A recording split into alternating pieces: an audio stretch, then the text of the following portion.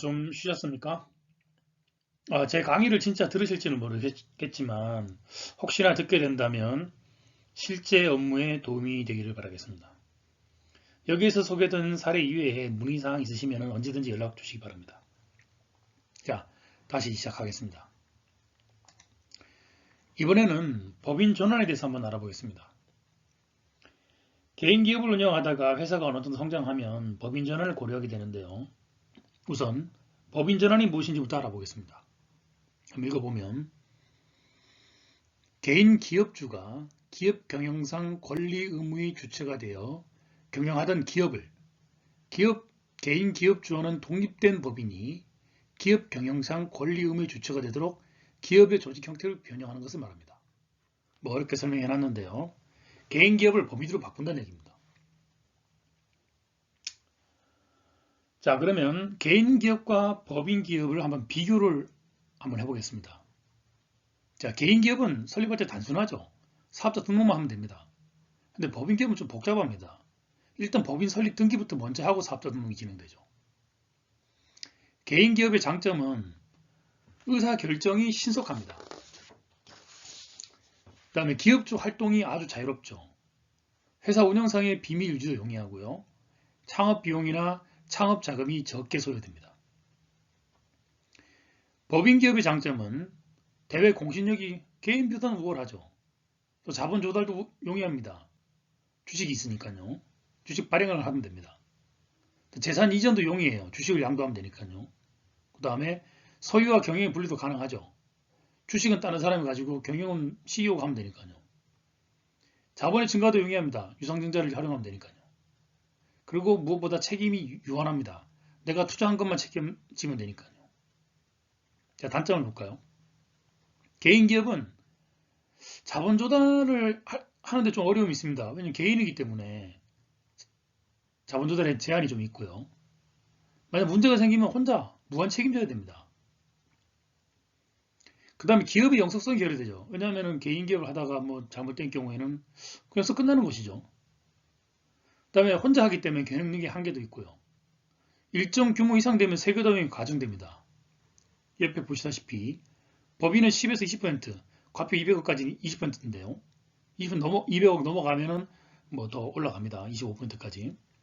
근데 개인은 6에서 45% 적용받습니다. 더 높죠. 이 조세 부담의 차이가 개인의 가장 큰 단점이 되겠습니다. 근데 법인은 단점은 의사결정 체계가 좀 복잡할 수 있습니다. 또 기업주 활동에 개인 부담 좀 제약이 따라요. 법상 규제도 증가합니다. 청산 시점을 보면 개인은 단순하죠. 그 폐업 신고하면 돼요. 그런데 법인은 청산 등기 절차를 복잡합니다. 적용되는 세법은 각각 다르고요. 이 가장 큰 차이는 뭐니 해도 조세 부담과 투자자 유치겠죠. 세율이 법인세가 낮은 건 다 아시는 것이고 거래처 요구로 인해서 법인으로 전환하거나 투자자 유치를 위해 법인 전환이 요구되는데요. 반면에 회사가 벌어들인 돈을 회수하는데 개인 기업은 아주 편합니다. 그냥 가져가면 되니까요. 반면에 법인은 급여나 배당으로만 가져갈 수 있는데 이거는 좀 불편하고 추가적인 세금 부담도 있습니다. 이 차이를 간략하게 보고요. 다음 페이지를 보겠습니다. 자, 그럼 법인 전환을 결정할 때는 고려한 사항이 여러 가지가 있는데요. 그 사항을 천천히 한번 읽어보겠습니다. 세부담 비교죠. 대개의 경우 세금 부담의 절감을 위해서 법인 전환을 고려하는데요. 매출액이나 과표 수준 일정 수준 이상일 때 효과가 있습니다. 다른 건 다 고려하지 않고 과표만 봤을 때 2160만원을 초과하는 경우에만 법인 기업의 세부담이 유리합니다. 이는 회사 상황 등에 다르기 때문에 반드시 시뮬레이션을 한번 해봐야 됩니다. 또한 자산 처분 계획이죠. 개인이 부동산을 보유한 경우에는 새 감면으로 법인 전환 후 5년 이내에 처분 또는 폐업하게 되면 경감자세액을 추정하게 됩니다. 그러니까 개인이 법인으로 법인 전환할 때 개인 소유 부동산을 법인 소유로 바꿀 때 이것도 하나의 양도로 보기 때문에 양도소득세가 과세됩니다. 근데 어떤 세감면 조건을 충족하면 이 양도소득세를 이어발생하게 되는데요. 근데 이 법인이 인수한 이 법인이 5년 내에 처분 또는 폐업하게 되면 이 이후 과세된 세액을 개인이 부담하게 됩니다. 따라서 개인이 보유한 자산 처분 계획에 따라서 법인전을 언제 할지 결정하셔야 되는 겁니다. 그다음 세무상 이월 결성금인데요. 개인 사업자의 세무상 이월 결성금은 발생 연도로부터 10년간 공제할 수 있습니다. 하지만 법인으로 전환하면 이 결성금이 소멸하게 되는데요. 이 이월 결성금 소멸 시기를 잘 감안해서 법인 전환 시기를 결정해야 되겠습니다. 또한 조특법상 준비금이 일시 환입되는데요. 투자준비금, 연구 및 인력개발 준비금 등 조특법상 각종 준비금은 개인기업의 법인 전환 연도, 이 폐업일에 전혀 환입합니다. 그러면 일시적으로 소득세가 많이 발생하게 되겠죠. 그래서 이 준비금의 일시 환입 규모를 파악을 해서 법인 전환 시기를 결정해야 되겠습니다. 세액기간 감면 및 이월 세액공제인데요. 조특법 특례를 적용받고 있는 경우에는 이 세액기간 감면이나 잔존 감면 기간에 대해서 전환 법인에 세액 감면을 적용받을 수 있고 세액 이월 공제도 전환 법인에 적용받을 수 있습니다. 조특법 감면을 적용받아서 법인 전환하는 경우에는 이런 것들이 이월된다는 얘기죠. 성실신고 확인 대상자인 경우는 다시 또 고려해봐야 됩니다. 이것이 되기 전에 법인 전환을 해야 되는데요. 단 법인 설립 연도 또는 그 직전 연도 이미 성실신고 대상자는 법인 전환 후 3년 동안 성실신고 확인서를 제출해야 됩니다.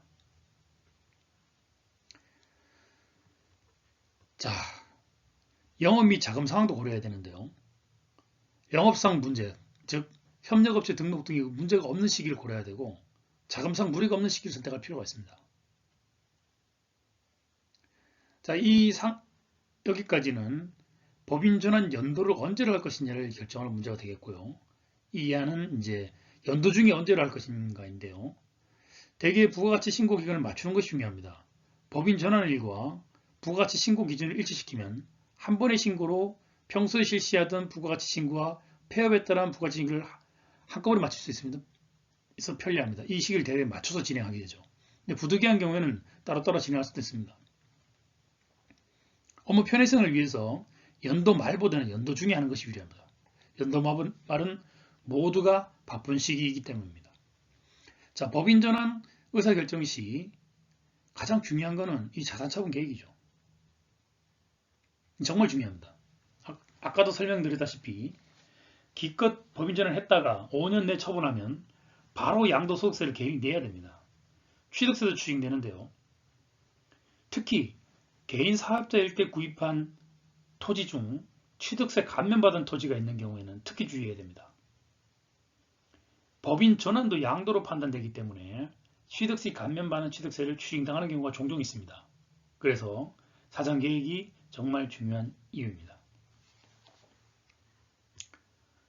다음 페이지를 보겠습니다. 법인 전환의 유형인데요. 각각의 경우에 대해 천천히 살펴보겠습니다. 일반 사업 양수도는 그 상법상 법인 설립하고 개인기업이 법인을 양수하는 겁니다. 세감면 사업 양수도는 일반 사업 양수도인데요. 조특법상 특정 요건을 만족하면 하는 법인 전환입니다. 세무상 혜택이 있죠. 현물출자는 부동산에 있는 기업이 주로 이용하는데요. 개인기업이 현물출자해서 법인 설립합니다. 자, 법인 전환의 요체는 일반 사업 양수도는 법인 설립과 사업 양수도입니다. 세감면 사업 양수도는 조특법상의 조세 지원 요건을 갖춰서 사업 양수도하는 것이죠. 현물 출자도 조특법상 요건을 갖춰서 현물 출자엔 법인 설립을 하게 됩니다. 각각의 특징은 일반 사업 양수도는 절차가 간편한 반면에 법인 전환에 따른 세금과 비용 모두 부담합니다. 부동산에 있을 경우는 양도세 바로 내야 되죠. 취득세도 바로 내야 되고요. 반면 세감면 사업 양수도는 일반 사업 양수도에 의한 방법과 현물 출자의 방법이 중간 위치인데요. 절차는 조금 쉬워진 반면에 현물 출자보다 지원학과는 아주 다소 작습니다. 현물 출자는 조세 지원학과가 가장 크고요. 조특법상 특정 요건을 맞춘 개인 기업에게만 적용되고 절차가 복잡합니다. 자산의 평가는 다 시가를 해야 되고요. 검사연의 조사보고가 있는데요. 이 둘의 경우에는 필요 없지만 현무출자의 경우에는 법원 검사인에 의한 현무출자액을 조사받거나 공인된 감정기관의 감정이 필요합니다. 이 공인된 감정기관이 회계법인입니다. 그래서 회계법인의 회계감사가 필요한 것이죠. 별도의 수수료 더 들고요. 그 요약해보면 일반 사업양수도는 부동산이 없는 경우에 신속하게 업무 처리 가능하고 법인 출자를 위한 현금이 소요되게 됩니다. 왜냐하면 법인 출자금으로 이 사업을 양수해야 되기 때문이죠. 물론 차입금을 조달해서 출자금과 함께 양수할 수 있습니다. 예를 들어서 그 개인기업의 순자산가액이 10억인데 출자금 5억과 차입금 5억을 합쳐서 10억에 인수할 수 있는 것이죠. 자, 세관면 사업양수도는 일반 사업양수도처럼 간단합니다. 절차가. 대신에 현금이 많이 소요됩니다. 왜냐하면 아까 말씀드렸다시피 개인기업의 순자산가액이 10억이면 10억 전체 다 출자를 해야 돼요. 그래야지만 세관면이 있습니다. 현금이 많이 소요가 되죠. 그런 단점이 있습니다. 현물출자인 경우에는 부동산을 보유하는 경우에 주로 이용되는데요. 부동산을 보유하고 있으면 양도세가 있으니까 이 현물출자 주로 이용합니다. 대신 현금이 안 되는 대신에 현물을 활용하기 때문에 현금이 안 됩니다. 이런 장점이 있죠. 요약하면 부동산이 있으면 양도세나 취득세 감면을 위해 현물출자를 이용하고 부동산이 없으면 신속한 업무 처리를 위해 일반 사업 양수를 주로 이용합니다. 다음 페이지를 보겠습니다. 앞에서 살펴본 법인전환 유형별 세액 부담을 비교해 보겠습니다.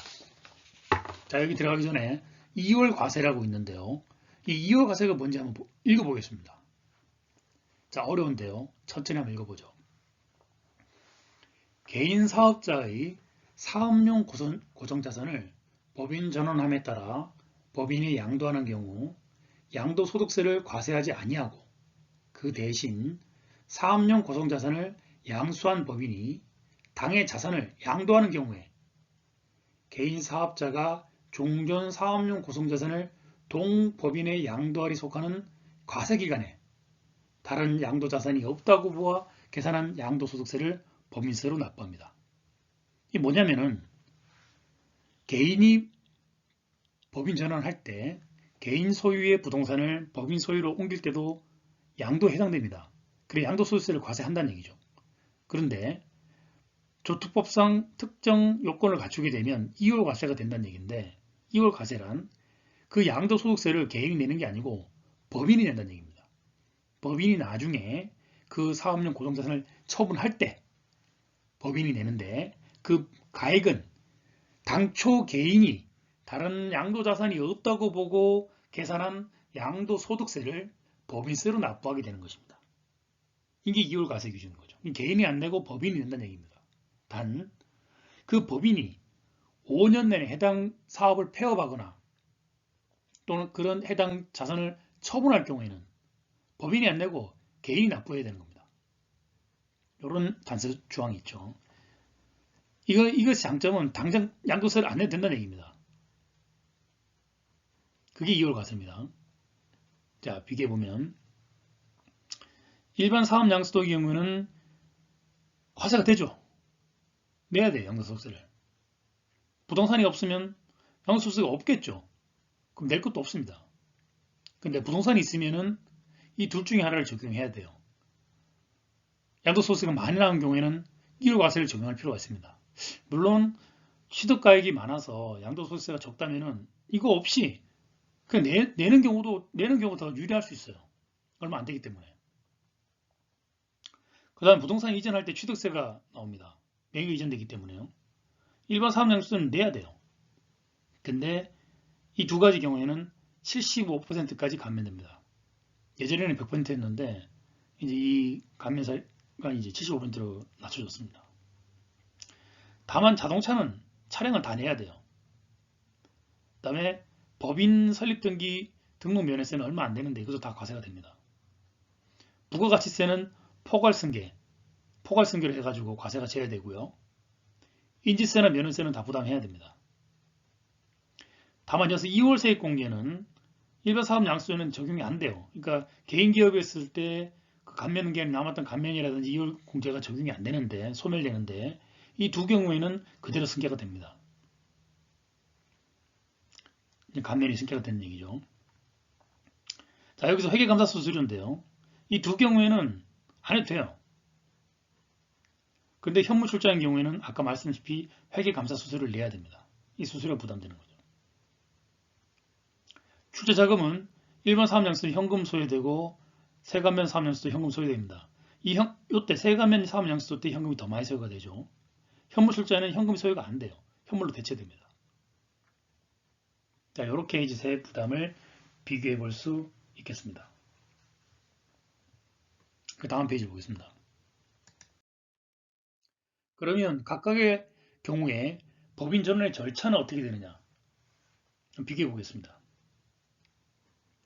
일반 사업양수는 법인 설립하고 사업양수도 계약하고 법인 설립 신고비 사업자 등록 신청하고 자산 감정 받고 부동산 없으면 생략 가능하죠. 개인기업 결산한 다음에 개인기업의 확정 신고 및 폐업 신고하고 나머지 명의 이전 등 후속 조치를 취하면 됩니다.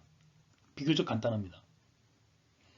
세감면 사업양수도 비교적 간단한데 주의할 점은 이 개인기업 순자산 평가에서 이기상으로 출자해야 된다는 겁니다. 그러니까 출자 금액이 더 많아지는 거죠. 현금이 더 많이 소요된다는 얘기입니다. 나머지 절차는 사업양수도 같아요. 현물 출자는 좀 복잡한데요. 법인 설립이 좀 나중에 이루어집니다. 일단 법인 설립 준비를 하고요. 미리 예상해보는 거죠. 그 현물 출자액이 얼마큼 될 것인지. 이때 결산 한번 가계산 한번 해봐야 되는 겁니다. 그래서 현물 출자 계약서를 작성하고요.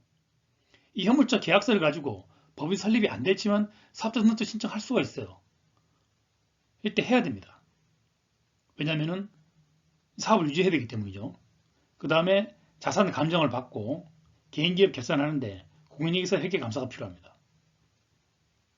왜냐하면 법인 심사 때 이게 필요하기 때문이죠. 자, 개인기업의 확정신고와 폐업신고, 그 다음에 이 공인인계서 회계감사를 통해서 현물 출자額이 확정되면 법인 자본금이 결정됩니다. 그럼 이걸 가지고 법인 설립 등기를 하는데 이 법원 심사 과정이 통상 한 달입니다. 빠르면 2주도 되는데 통상 한 달이라고 가정하는 게 맞습니다. 그러면 이제 명의 이전 등 후속 조치가 이루어지는데요. 자, 요약을 하면 부동산 보유 여부와 자금 소유 여부에 따라 법인 전환 방법을 선택해야겠습니다. 현물 출자는 좀 오래 걸리고 돈이 별로 안 드는 대신에 다만 이 두 번은 현금이 드는 대신에 신속하게 처리할 수 있다. 그런 차이점이 있겠습니다. 자, 그러면 현물 출자 및 세감의 사업 양수도 이율과세 요건이 어떻게 되는지 한번 살펴보겠습니다. 잔잔히 살펴보면 업종이 돼야 돼요. 소비성 서비스업은 안 됩니다.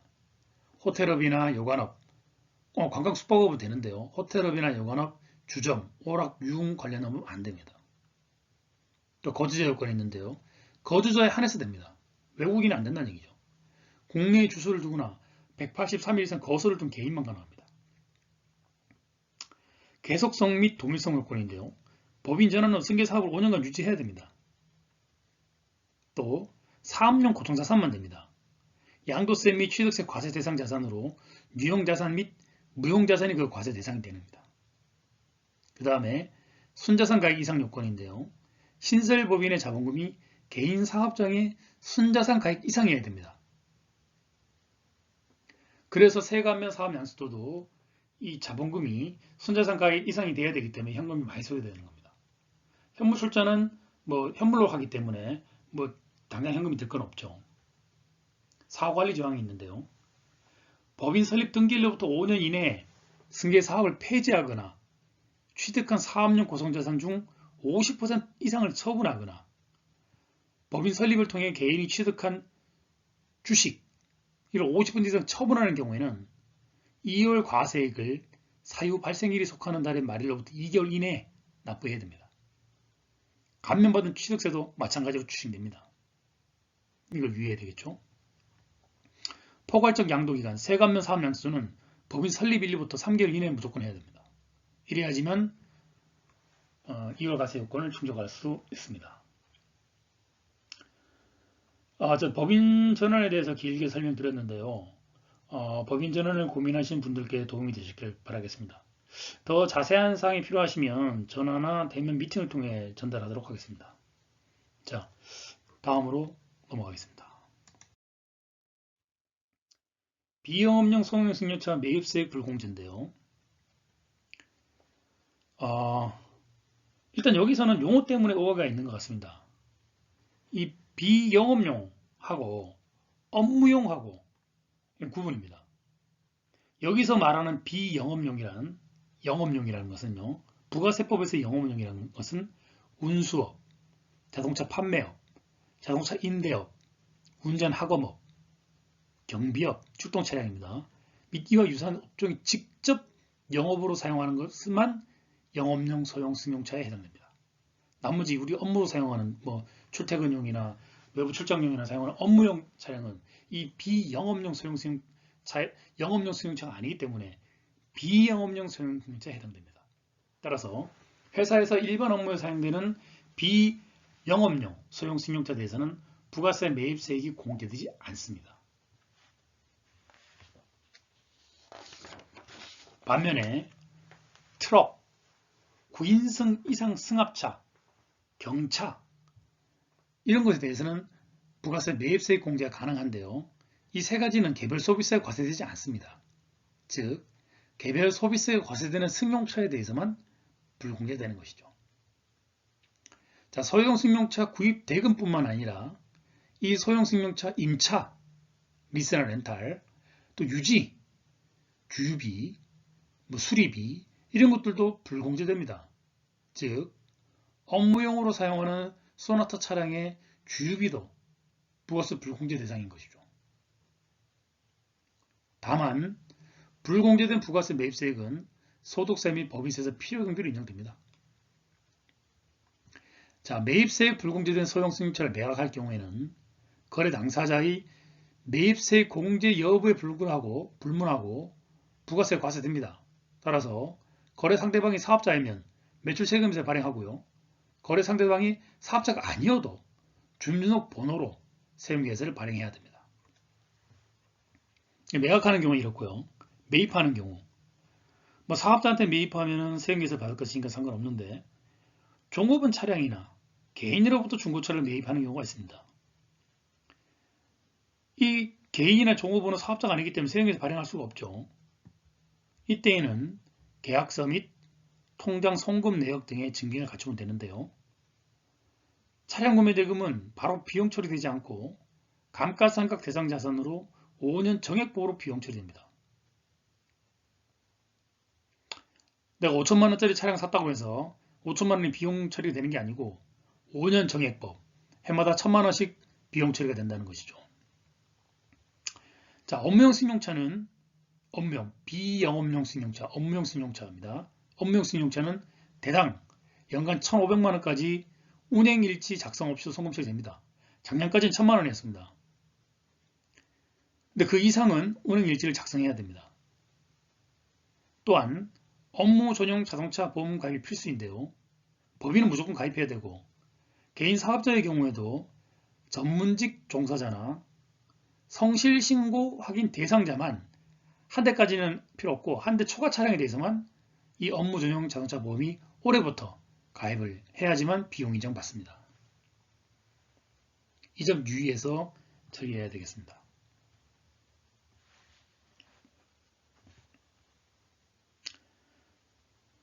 결국 이 규정은 법인 명의로 비싼 외제차 사지 말라는 규정입니다. 다음 페이지 보겠습니다. 건물 매입과 비용 처리. 아주 초보적인 실수인데요. 건물 매입 대금을 바로 비용 처리가 안 된다는 겁니다. 천천히 한번 읽어보면 건물을 매입하면 세금계세를 받게 됩니다. 간혹 해당 건물 매입 세금계세를 당일 비용으로 감안해서 세무계획을 수립하거나 아니면은 우리 손익계산서를 이제 작성하게 되는데요. 건물 구매 대금은 보통 거액이 발생하고 이를 비용으로 고려하면 당연히 이익이 많이 줄어드는 걸 착각할 수 있습니다. 하지만 건물은 당장 비용 처리되지 않고 20년에서 40년간의 내용연수 동안 정액법으로 비용 처리됩니다. 예를 들어서 건물 5억 원을 구입한 후에 반영되는 감가상각비는 1250만 원 뿐입니다. 5억 원 나누기 40년 해가지고요. 건물 매입을 위해 사용한 현금 5억인데 비용 처리가 1250만 원만 된다면 나머지는 어디 있느냐? 유형자산으로 계산됩니다. 여기죠. 재무상태표상에 유형자산, 자산 총계에 포함되어 있습니다. 나머지 금액은. 자, 이거는 이제 감가상각의 개념을 이해하셔야 되는데요. 자산 계장인 경우에는 바로 비용 처리되지 않고 자산에 계산됐다가 감가상각만큼 비용 처리된다는 개념을 유념하셔야 되겠습니다. 세무계획 수립하실 때 이 부분 전부 다 비용 처리된다고 오해하시면 안 됩니다. 자, 다음 페이지로 가보겠습니다. 특허권 양도인데요. 자, 이 특허권 양도는 그 법인의 대표가 합법적으로 자금을 마련할 수 있는 방법이 되겠습니다. 자, 한번 읽어볼까요? 개인 기업으로 창업해서 회사 성장하면 법인 전환을 고려하게 되고 개인 기업이 있을 때 확보한 특허권을 대표 개인 이름으로 등록하게 되면 이를 법인에 양도할 수 있습니다. 특허권 양도는 기타 소득에 해당되기 때문에 60% 필요금비가 인정됩니다. 예를 들어 개인 명의 특허권 3억 원을 회사에 매각할 경우 회사는 기타 소득 원천징수 명목으로 8.8%만 즉 2,640만 원을 차감한 산식에 이르게 됩니다. 필요금 60% 빼고 온 금액의 세율 22% 적용해서 8.8%입니다. 차감한 2억 7,360만 원 대표에게 지급하고 다음 달 10일까지 원천세 신고합니다. 이거 안 하면 가산세 3% 나옵니다. 하셔야 되죠. 대표는 이를 다음해 5월에 근로소득 등과 합산해 갖고 종합소득세 신고를 하면 됩니다. 여기서 납부한 원천세액은 기납부세로 공제되죠. 자, 이 60%는 비용 처리가 되기 때문에 이 대표님들이 활용하면 아주 좋은 제도가 되겠습니다. 해당 기타 소득 지급에 대해서 회사는 지급 영체서를 다음 연도 2월 말까지 제출해야 되는데요. 제출 안 하면 가산세 2% 나옵니다. 자, 여기서 쟁점은 이 특허권이 언제 누구의 비용으로 연구되고 등록되었는지 여부입니다. 특허권 등록 시점이 개인 기업일 경우에는 문제가 안 되는데 법인 전환 이후라면 해당 특허권은 개인 소유가 아닌 법인과의 공동 소유, 이건 아닌 법인 소유일 가능성이 높은 것이죠. 법인 소유 또는 공동 소유로 간다면 특허권 양도 대금은 그건 단순한 자금 대금입니다. 단기 대금으로 분리되는 것이죠. 이 부분 유의하셔야 됩니다. 특허권 양도 전에 등록 시점 및 연구 내용 등을 미리 챙길 필요가 있는데요. 이 특허권 양도하고 나면은 그 양도 후에 1년에서 2년 있다가 사후검증이 반드시 나옵니다. 이 세무서 사후검증을 대비하기 위해서 특허권 양수도 계약서, 특허권 평가 내역, 특허권 관련 연구 일지, 관련 비용 집계 등 이런 것들 미리 준비하실 필요가 있습니다. 금액이 큰 경우에는 특허권 평가를 받으셔야 돼요. 돈이 좀 들더라도 특허권 평가를 받는 게 중요합니다.